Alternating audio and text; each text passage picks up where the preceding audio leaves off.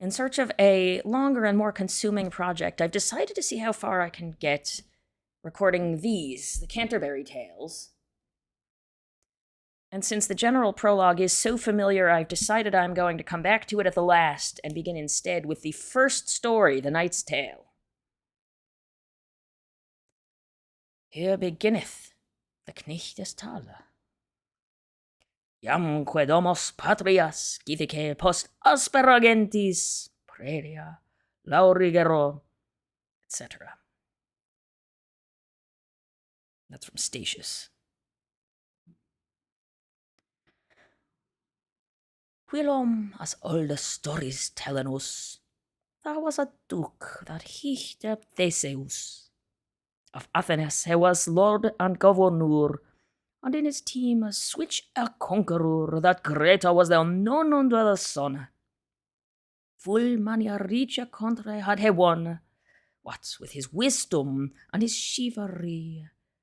He conquered all the reign feminine, that whilom was ycleped Scythia, and wedded the queen Hippolyta, and brought her home with him in his country, with mutual glory and great solemnity, and eke her young sister Emily.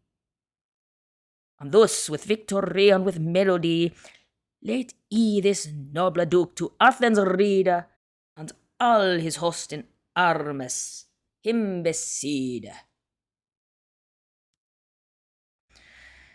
And certes, if it ne'er too long to hear, he would have told you fully the manner how wonnen was the reign of Femini, be Theseus, and be his chivalry, and of the great battle for the nonus betwixt Athens and Amazonas, and how assuaged was Hippolyta, the fair hardy queen of Scythia, and of the fest that was at her wedding, and of the tempest at her homecoming.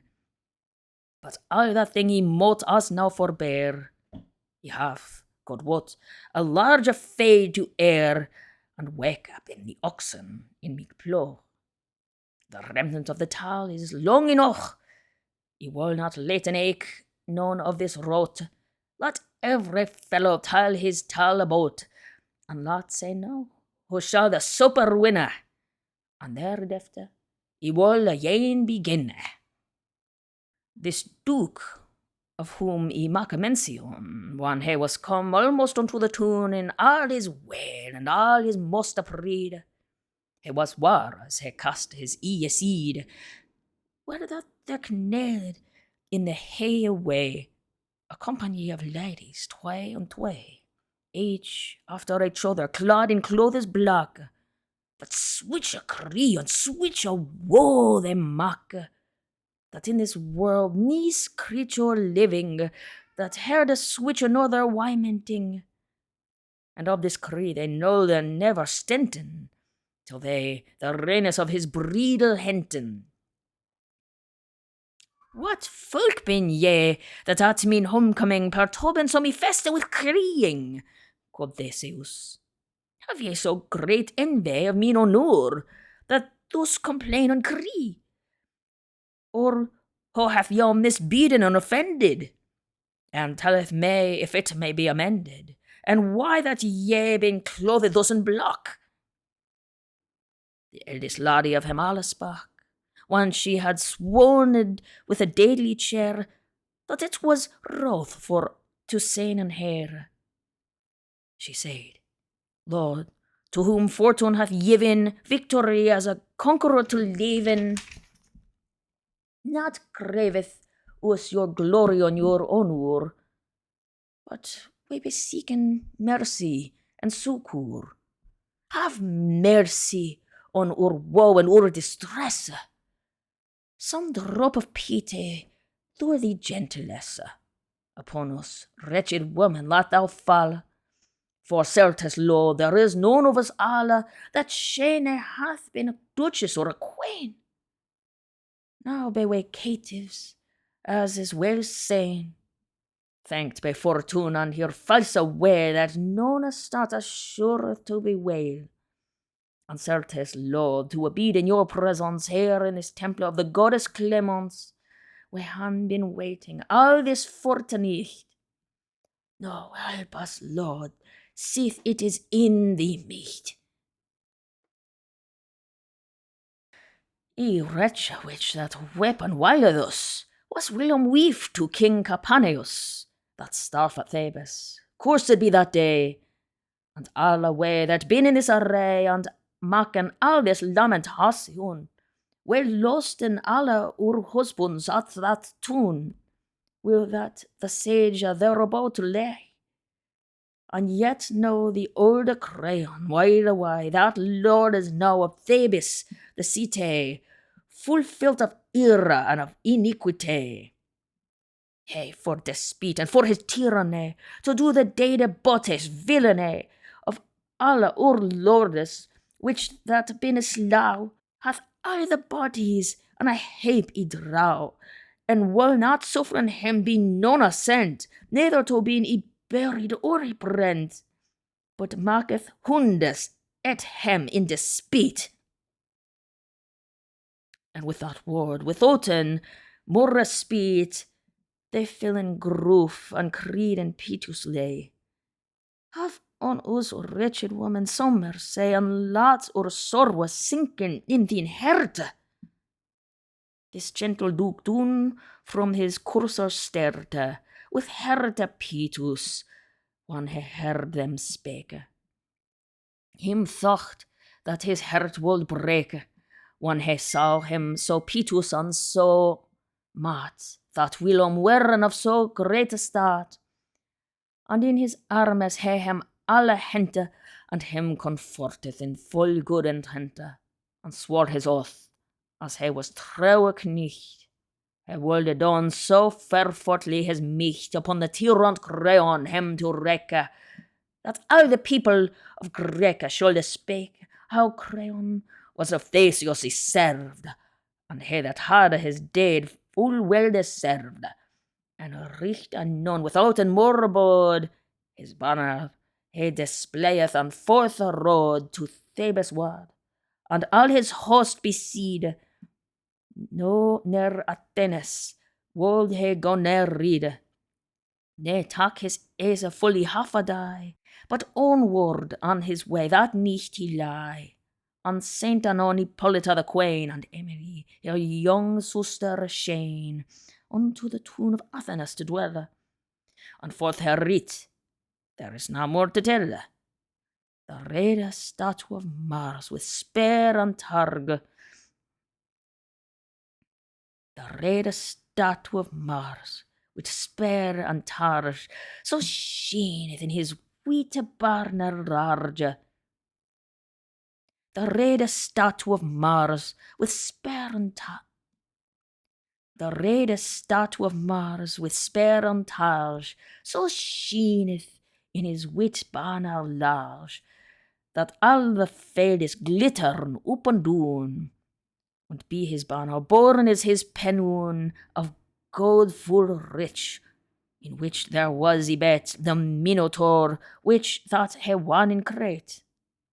Thus read this Duke, thus read this Conqueror, and in his host of chivalry the floor, till that he come to Thebes and a licht fire in a fade, there as he thought to feast. But shortly for to speaking of this thing with crayon, but shortly for to speaking of this thing with crayon, which that was of Thebes king, he fought and sloch him manly as a knecht in plain battle, and put the folk to flicht, and be assault he won the city after, and rent a doon both wall and spar and rafter. And to the latties he restored again the bones of her friends that were slain, to don obsequies as was though they geese. But it were all too long for to devise the great clamour and waymenting, that the ladies made at the burning of the bodies, and the great honour that Theseus, the noble conqueror, doth to the ladies when they from him went, but shortly for to tell his mean intent. One that this worthy duke, this Theseus, hath Creon slain, and won up Thebes thus. Still in that fade he took all nicht his rest, and did with all the country as him lest. To ransack in the task of bodies dead, him for to strip of harness and of wade, the pillows did in business and cure. After the battle and discomfort tour, and so befell that in the task they found, though girt with many a grievous bloody wound, two younger nichts ligging B und B, both in on armes rocht full richely, of which two Archita hichtat on, and other nicht hichta Palamon. Not fully quick, nay fully dead they were, but be here coat armures, and be her gear, the houdisk now hem best in special as they that weren of the blue royal of Thebes, and of sustrentuo y born.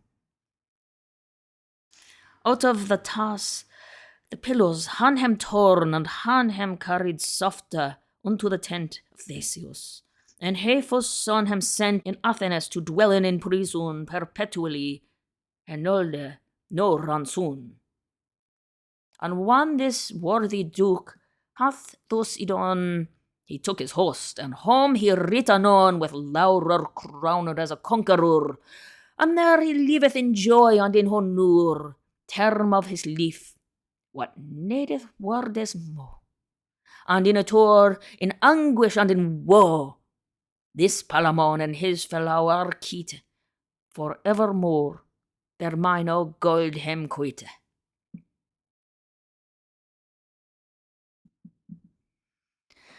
This passeth year by year, and die by die, till it fill ons in a more of my, that Emily, that firer was to sain, that is, the lily upon his stalk grain, and fresher than the May with floures now, for with the rose colour stroff her how.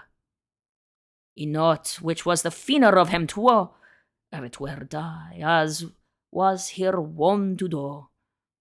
She was a reason and already dicht. She was a reason and already dicht, for my wool have no sluggardly nicht. The season pricketh every gentle heart, and maketh it out of his sleep to start, and saith, arise, and do thine observance. This maked Emily have remembrance, to don honour to my, and for to reason. Clothed was she fresh for to devise. Her yellow hair was broidered in a tress, behind her back a yard long, I guess.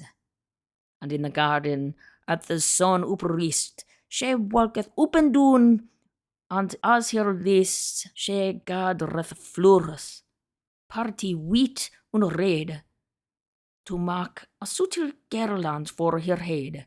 And as an angel heavenishly she sung the great tour that was so thick and strong, which of the castle was the chief dungeon, there as the knights weren in prison, of which he told you and tellen shall, was even joined to the garden wall, there as this Emily had her plainage.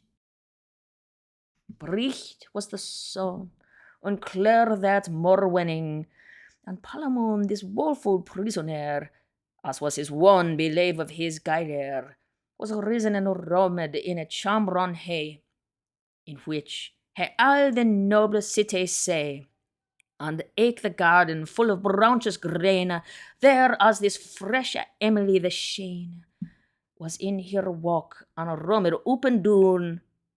The sorrowful prisoner, this Palamon, goth in the chamber roaming to and fro, and to himself complaining of his woe that he was born. Full oft he said, alas, and so befell, be aventure cas, that were a window, thick of many a bar, of ear and great and square as any spar. He cast his eye upon a media, and therewith he blent and cried, ah, as thou hast wrong and were unto the hurt. And with this cry Arkeet, and none upstart and said, Cousin mean, what aileth thee, that art so pale daily unto say? We creedest thou, who hath they done offence? For God is love to hark all in patience, O prison, for it may none other be. Fortune hath given us this adversity, some weak aspect or disposition of Saturn, the some constellation, hath given us this, although we had it sworn. So stood the heaven one that we were born. We must endure it. This is the short and plain. This Palamon on swear and said again, Cousin, forsooth of this opinion thou hast a vain imagination.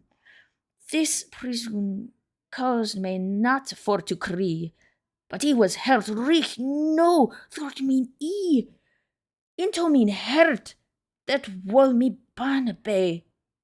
The fairness of that laddie that he say, yond in the garden rum and to and fro, is cause of all me crying and me woe. In not where she be woman or goddess, but Venus it is certainly as he guess. And therewith on his knees doon he fell, and said, Venus, if it be the will yow in this garden for to transfigure, before be sorrowful, wretched creature, out of this prison, help that we may scapen. And if so be me destiny be shapen, be etern ward to dien in prison, of our lineage have some compassion, that is so lowy brocht be tyranny. And with that word, Archite gan a spee, whether as this laddie roamed to and fro, and with that sicht here bote hurt him so, that if that Palamon was wounded sore, Archite is hurt as much as he or more. And with a say he said, piteously, the fresh boat he slaith me suddenly, of her that roameth in the yonder place. And but ye have your mercy and your grace, that ye may send here at a least away, ye none but dead. There is no more to say. This Palamon, when he the word is heard, dispiteously he looked and answered, Why thou sayest to this in earnest or in play? Nay, quod Arcite, in earnest be me fay. God help me so, me least full evil play. This Palamon gan knit his browest way. It ne'er could he, to thee no great honour, for to be false, nay, for to be traitor to me that am thy cousin and thy brother, is sworn full deep, and each of us till other, that never, for to deal in this pain, till that the death depart, shall us twain, neither of us in love to hinder other, nay, in none other case me leave a brother, but that thou shouldest truly forthrin me, in every case as he shall forthrin thee. This was the oath, and mean also certain. I wot recht well thou dost it not with saying. Thus art thou of me counsel, out of doubt, and now thou wouldest falsely, being about to love me laddie, whom I love and serve, and ever shall till that mine herte sterve. Nay, certes false, Arcite. Thou shalt not so. I loved her first, and told they me woe as to me counsel, and me brother sworn to further me, as I have told before. Nay, certes false, Arcite, thou shalt not so. I loved her first, and told they me woe as to me counsel, and me brother sworn to further me, as I have told before. for which thou art bunden as a knecht to helpen me, if it lie in thee micht, or else art of false I dar well saying. Thus Arcite full proudly spoke again. Thou shalt, quod he, be rather false than I, and thou art false I tell thee outrely, for paramour ill loved here first ere thou. What wilt thou say? Thou wast not yet now whether she be woman or goddess. Thine is affection of holiness, and mine is love as to a creature. For which I told them mine aventure as to me cousin and me brother sworn, I pose up thou lovedest here before. Wast thou not well the olde clerk saw, that how shall ye a lover any law? Love is a greater law be my pan, than my behave to any earthly man. And therefore positive law and switch decrees is broken I'll die for love in each degree. A man mut need his love, mogre his head. He might not flain it, though he should be dead. I'll be she maid, or widow, or else wife. And eke it is not likely I'll thee leave to stunden in her grass. No more shall I. For well thou wast thyself, and verily, that thou and I be damned to prison perpetually, us gaineth no ransom. We strive as did the hundes for the bone. They fought all die, and yet her part was known. Wroth, there come a keat will that they were so wroth, and bar away the bone betwixt them both. And therefore, at the king's court, me brother, each man for himself, there is none other. Love if they list, for I love, and I shall. And softly live, brother, this is I. Here in this prison mote we endure, and everych of us take his aventure.